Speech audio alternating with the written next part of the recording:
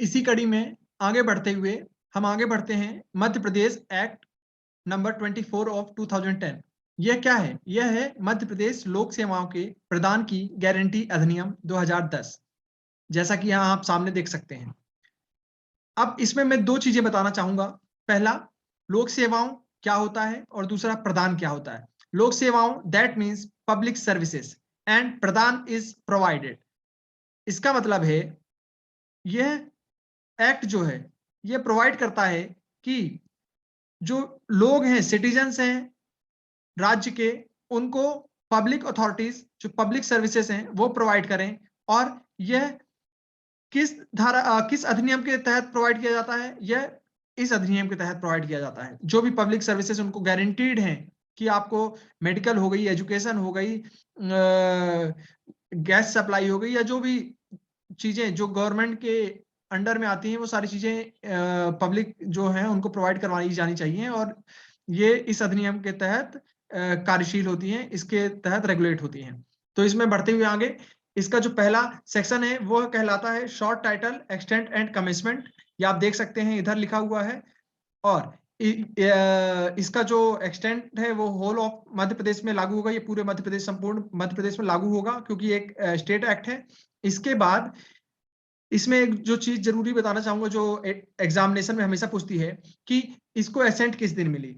इसको एसेंट मिली 17 अगस्त 2010 को, और यह जो ऑफिशियल गैजेट था उसमें पब्लिश हुआ 18 अगस्त 2010 को। दोनों डेट अलग है। एसेंट 17 अगस्त को मिलती है, ये इधर लिखा हुआ है 17 अगस्त को एसेंट मिली, और ये यहाँ लिखा हुआ है 18 अगस्त को ये नोटिफिकेशन पारित हुआ। लेकिन इसमें आपको एक चीज ध्यान रखना है कि यह फोर्स में किस दिन आया, ये लागू किस दिन हुआ।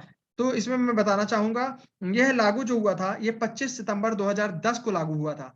तो ये आपको ध्यान रखना है कि यहाँ भी एक, अब आप बोलेंगे कि यहाँ जो Madhya Pradesh Madhya Pradesh gadget extra ordinary gadget था उसमें तो 18 अगस्त 2010 को लागू हुआ, लेकिन जो इसका ऑफिशियल इन्फोर्समेंट था वह हुआ था 25 सितंबर 2010 को। ये आप लिख लीजिए कि 25 सितंबर 2010 को इसका इन्फोर्समेंट हुआ था। ठीक है, आगे बढ़ते हैं। जो सेक्शन 2 है वो बताता है डेफिनेशंस। इसमें जो सबसे मोस्ट इंपॉर्टेंट डेफिनेशन है वह है ए। पहले आप टिक लगा लीजिए, ए बी सी, इसके बाद ई, इसके बाद एफ और जी।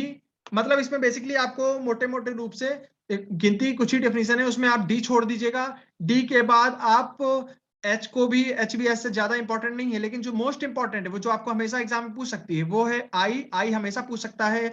इसके बाद ए पूछेगा डेजिग्नेटेड ऑफिसर किधर दिया हुआ है। एलिजिबल पर्सन भी पूछ सकता है। ठीक है, तो डेजिग्नेटेड ऑफिसर क्या है? ऐसा कोई भी ऑफिसर जिसकी नियुक्ति सेक्शन 3 अतः धारा 3 के अंदर में होगी वो डेजिग्नेटेड ऑफिसर कहलाएगा। इसके बाद फर्स्ट अपील ऑफिसर कौन होगा? ऐसा कोई भी ऑफिसर जो सेक्शन 3 के अंडर में अपॉइंटेड होगा, जिसको फर्स्ट अपीलेट ऑफिसर बोला गया है, वह फर्स्ट अपील ऑफिसर कहलाएगा। आफ्टर दैट ई क्या बोलता है? Right to service. Right to service that means right to obtain service within stipulated time limit. अब जो कि सेक्शन 4 में बताया गया है कि स्टिपुलेटेड टाइम पीरियड क्या है, तो आई में भी देखिए, आई में डिफिनीशन दी हुई है। Stipulated time limit means maximum time limit to provide the service by the designated officer or to decide the appeal by the first appeal officer as notified under section 3। मतलब इसका मतलब हो रहा है कि जो भी maximum time limit designated officer के द्वारा कही गई है या उसको बाउंड है कि इतने दिन के भीतर उसको सर्विस, कौन सी सर्विस? एसेंशियल सर्विस जो भी हैं, जो भी नोटिफाइड की गई हैं वो प्रोवाइड करवानी है, उसको स्टिपुलेटेड टाइम बोलते हैं। और अथवा जितने भी दिन के भीतर जो अपील, फर्स्ट अपील है वह डिसाइड की जानी चाहिए, तो उसको स्टिपुलेटेड टाइम लिमिट बोला जाता है। तो ये आपको दो चीजें याद रखनी है। पहला है the maximum time provided by service, the maximum time to provide service by the designated officer, and second one is that to decide the appeal by the first appeal officer। ठीक, ये दो चीजें आपको याद रखनी है। नाउ मूविंग बैक, ये आपको बता दिया राइट टू सर्विस क्या होता है। Right to service, right to obtain service within stipulated time under section 4। ठीक है, अब एफ सर्विस क्या होता है? Service means any service notified under section 3। तो आपको मोटे मोटे तौर पे एक चीज याद रखनी है, इसमें दो सेक्शनों का बार बार जिक्र हो रहा है, सेक्शन 3 और 4। तो उनको हम आगे पढ़ेंगे, उनको ध्यान से पढ़ना, क्योंकि जब ऐसे कोई भी सेक्शन होते हैं जिस पर पूरा एक्ट निर्भर करता है, वही ही एग्जाम का फोकल पॉइंट होता है और उसी से क्वेश्चन बनते हैं। ठीक है, स्टेट गवर्नमेंट आप जानते हैं, जब स्टेट एक्ट मध्य प्रदेश का है तो स्वाभाविक सी बात है कि मध्य प्रदेश के बारे में ही बात करेगा, तो state government means government of Madhya Pradesh. Now moving further, section 3 talks about notification of services, designated officer, first appeal officers, second appellate authority and stipulated time limits। अब देखिए स्टेट गवर्नमेंट इन सारी चीजों के लिए नोटिफिकेशन निकालेगा। किस किस के लिए? पहली बात, बेसिकली यहाँ स्टेट गवर्नमेंट की पावर दी गई है। आपको यहाँ ध्यान रखना है जब क्वेश्चन पूछे कि डेजिग्नेटेड ऑफिसर को कौन नियुक्त करता है, या फर्स्ट अपीलेट ऑफिसर जो है उसकी नियुक्ति कौन करता है, सेकंड अपीलेट अथॉरिटी की नियुक्ति कौन करता है, और स्टेपुलेटेड टाइम लिमिट का निर्धारण कौन करता है। तो इन सब का एक ही जवाब है। 4 क्वेश्चन बन रहे हैं, इनका जवाब एक है स्टेट गवर्नमेंट। स्टेट गवर्नमेंट करता है, किस धारा के अंदर में करता है? सेक्शन 3 के अंदर में करता है। लेकिन इन सारी चीजों की जो डेफिनेशन दी गई है वो दी गई है धारा 2 में। चलिए ठीक है, आगे बढ़ते हैं। Section 4 talks about right to obtain service within stipulated time. That means हर व्यक्ति को एक स्टेपुलेटेड टाइम पीरियड जो कि राज्य सरकार निर्धारित करेगी उसके भीतर उसको सर्विस मिलनी चाहिए। और सर्विस कौन देगा? डेजिग्नेटेड ऑफिसर देगा। डेजिग्नेटेड ऑफिसर किसके द्वारा नियुक्त किया जाता है? स्टेट गवर्नमेंट के द्वारा। तो सिंपल सी चीजें हैं, जो नियुक्ति हो रही है वह सेक्शन 3 में हो रही है, और जो राइट दी गई है पीपल की तो वह दी गई है सेक्शन 4 में। The designated officer shall provide service notified under section 3 to the person eligible to obtain the service within stipulated time limit. चलिए इसमें कुछ नहीं है, आगे बढ़ते हैं, आपको समझा दिया। लेकिन ये धारा 3 और धारा 4 आपको हमेशा अच्छे से ध्यान रखनी है, एग्जाम तक ध्यान रखनी है। और ये आप सारी चीजों से जुड़े रहने के लिए या बार बार रिवीजन करने के लिए आप हमारी क्लास ले सकते हैं रेगुलर, जो चलेगी 6 महीने तक। एमपीएडीपीओ के एक दिन पहले तक चलेगी, 18 तारीख तक चलेगी। आप हमसे जुड़े रहिएगा बस। ठीक है। Section 5 talks about services in stipulated time limit. That means जो स्टेबुलेटेड टाइम लिमिट है तो उसके भी तब तक उसी के भीतर ही आपको सर्विस प्रोवाइड करनी है। आप बाहर जाएंगे, दैट मीन्स अगर पब्लिक सर्वेंट या पब्लिक ऑफिसर है उसके बाद प्रोवाइड करता है तो उस पर पेनाल्टी लगेंगी। उस पर तीन प्रकार की पेनाल्टी लगती है, हम आगे बात करेंगे। एक पेनाल्टी लगती है कि अगर उसने इंटेंशनली बिना रीजन दिए हुए सर्विस प्रोवाइड नहीं की। दूसरा है अगर उसने डिले किया, और एक और है अगर उसने स्टेपुलेटेड टाइम पीरियड जो लिमिट पीरियड दिया हुआ है उसका उल्लंघन किया। तो ये सारी चीजें कुछ हमें देखनी है, बार बार देखनी है। ठीक है। तो सेक्शन 5 कहता है कि the application for obtaining the notified service shall be submitted to the designated officer or to his subordinate so authorized। ठीक है, किसके लिए? किसके लिए? जो काम है वो हो जाए या वो जो सर्विस है उनको मिलनी चाहिए, उसके लिए एप्लीकेशन दिया जाना चाहिए। किसको दिया जाना चाहिए? डेजिग्नेटेड ऑफिसर को। ठीक है। और उसके बाद designated officer within stipulated time limit या तो सर्विस प्रोवाइड करेगा या उसका एप्लीकेशन रिजेक्ट कर देगा। तो आपको समझ में आ रहा है क्या बोलना चाह रहा हूं? कि पहले उसको एप्लीकेशन दिया जाना जाएगा। किसको? डेजिग्नेटेड ऑफिसर को, धारा 5 के अंदर में। और उसको एक बार देखेगा उस एप्लीकेशन को, या तो उसको रिजेक्ट करेगा या वो उसको एक्सेप्ट कर लेगा। तो ये चीजें हैं, ये प्रोसीजरल पार्ट है, इससे ज्यादा क्वेश्चन नहीं बनेंगे। Now moving to section 6। Section 6 talks about appeal. The most important provision of any act is appeal. Appeal का प्रोविजन हमेशा पूछा जाता है जब 1 पॉइंटर क्वेश्चन होते हैं, एमसीक्यू क्वेश्चन आते हैं तो हमेशा आता है। Now it talks about that अगर any person whose application is rejected, अगर कोई भी व्यक्ति है, कोई भी पर्सन है जिसको अधिकार है, जो सर्विसेज मिल रही हैं, एसेंशियल सर्विसेज मिल रही हैं, पब्लिक सर्विसेज मिल रही हैं, उसका अधिकार है पाने का। और अगर उसको 30 दिन के भीतर, जिस दिन से उसने एप्लीकेशन दी है, और अगर स्टेबुलेटेड टाइम है उसके भीतर अगर उसको वो नहीं मिलती है, सर्विसेज नहीं मिलती हैं, तो वह अपील कर सकता है। अपील कितने दिन के भीतर करेगा? 30 दिन के भीतर करेगा। किस दिन से? जिस दिन उसका एप्लीकेशन रिजेक्ट हुआ। तो मान लीजिए मैं गया बिजली विभाग में मैंने अर्जी दायर की कि मेरे यहाँ बिजली नहीं आ रही है और मुझे वो सर्विस मिलनी चाहिए।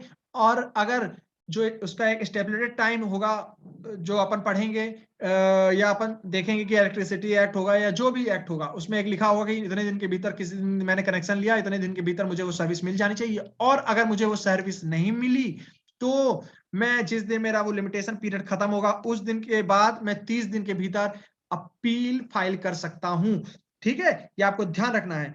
और अब आप सोचेंगे कि अपील किसके पास फाइल करेंगे, किसके किसके पास जाएं, तो अपील उसी ऑफिसर के पास करेंगे जिसे धारा 3 में, अतः सेक्शन 3 में नियुक्त किया गया है, सेक्शन 3 में जिसकी नियुक्ति की गई है, क्योंकि वहां लिखा हुआ है कि फर्स्ट अपील अथॉरिटी और सेकंड अपील अथॉरिटी और डेजिग्नेटेड ऑफिसर, इन तीनों की नियुक्ति राज्य सरकार करेगी, अतः उनके पास हमें जाना है और अपील फाइल करना है। Now moving further, the first appeal officer may order to the designated officer to provide the service within a specified period. अगर डेजिग्नेटेड ऑफिसर ने आपकी सर्विस रिजेक्ट कर दी कि या आपका सर्विस नहीं प्रोवाइड किया आपको, तो फर्स्ट अपील अथॉरिटी बोलेगा देखो डेजिग्नेटेड ऑफिसर समझो बात को, गंभीर इस मामले को गंभीरता से लो और तुम जल्दी से उन्हें सर्विस प्रोवाइड करो।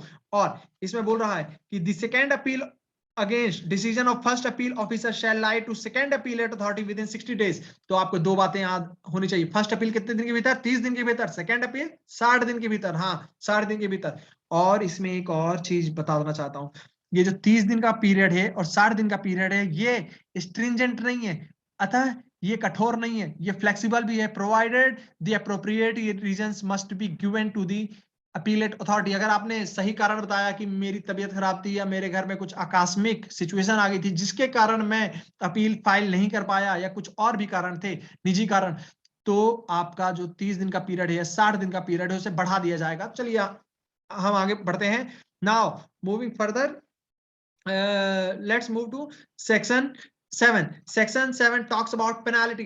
पेनाल्टी आप समझ सकेंगे किस लिए होगी पेनाल्टी। पेनाल्टी का प्रोविजन यहां इसलिए आ रहा है कि अगर जो डेजिग्नेटेड ऑफिसर है उसने बिना कारण बताए और या तो बिना रीजंस दिए डिले कर रहा है या स्टेपुलेटेड टाइम पीरियड के भीतर में नहीं किया उसने अपना काम, तो उस पर पेनाल्टी लगेगी। अब पेनाल्टी की यहाँ 3 बातें दी गई हैं, 3 बातें आप ध्यान लिख लीजिए, बाजू में लिख लीजिए, साथ के 3 बातें कही गई हैं। पहली बात, वेयर द अब ध्यान से सुनिएगा, where the second appellate authority is of opinion that designated officer has failed to provide service without sufficient and reasonable cause। ये वर्ड हाईलाइट करिए, ये वर्ड हाईलाइट करिए, without sufficient and reasonable cause, then he may impose a lump sum penalty which shall not be less than 500 rupees but not more than 5000 rupees।